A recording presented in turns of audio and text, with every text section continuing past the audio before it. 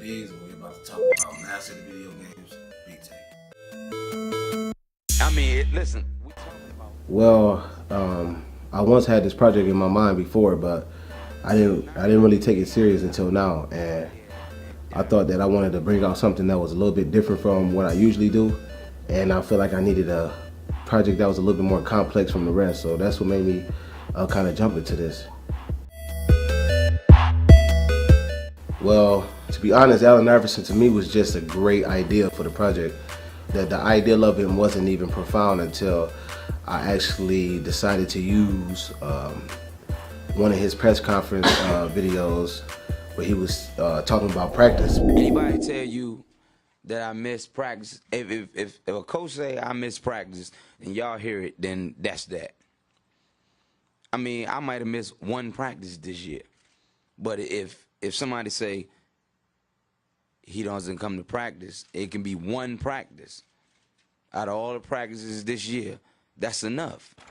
If I can't practice, I can't practice, man. I'm hurt, I'm hurt. To me, it went from just an idea or one song to actually using that whole press conference through the entire beat tape, kind of like basically expressing, you know, we talking about practice when the game is more important than just me missing this one practice, you know? Well, to be honest, I started to jump on it kind of quick. The juices was flowing. It was just one of them things where I caught on to a good idea and I had to do it right now, right away.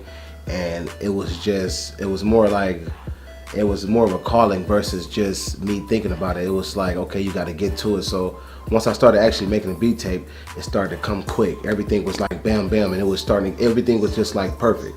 All the puzzles to the pieces, you know, all the pieces of puzzles were actually coming together perfectly fine. So I would say it took me probably about maybe a couple months just because I wanted to make sure it was perfect.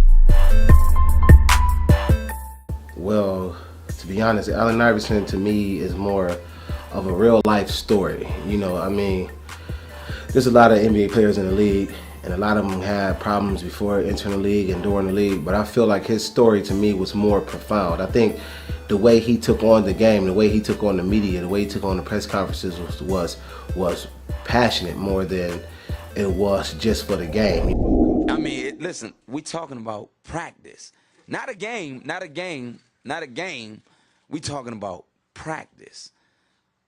Not a game. Not the game that I go out there and die for and play every game like it's my last. Not the game. We're talking about practice, man. You know, it was more about who he was, and I think he fought for who he was, and he fought for people to understand who he was. He tried to fight for his respect, you know, for people to respect him, and I think that's why his conference for me, or just him as a basketball player in general, became so important for this project. Well, Allen Iverson's story pretty much explains how hard he worked for the game. And I know video games probably don't make sense in that perspective, but if you put it in a real life perspective, it does.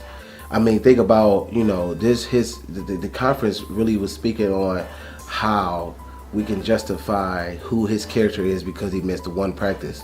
But yet he go out there and die for the game, you know what I'm saying? Play real hard and to get the job done. So I wanted to use that into a video game life world. If we could take video games in real life, it's that same ideal. It'd be almost like that. It'd be like the characters, they going out there to fight for what they love, and they do it and they mean it, you know what I'm saying? And that's why I took Allen Iverson's press conference as a gateway to express this, and I think it fits perfect. A lot of people won't see it now, but then when you hear this project, you're gonna understand why I may have put this there. It's a little bit more complex to understand without really listening to it, but I guess once you listen to the project and you understand the titles and then you put everything into perspective, then I think that it'll be easier for people to understand why I decided to use Allen Iverson of all players in the NBA to host this project.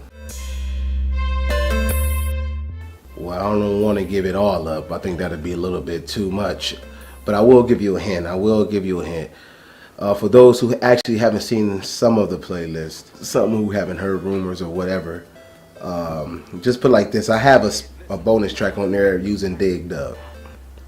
I don't want to say all of it, but I think if we kind of leave it as a surprise, maybe people will actually like really want to get into it to know, you know, it's more anticipated. They want to know like, man, what video game could he possibly use? But I give you bonus track Dig Dug, that's it.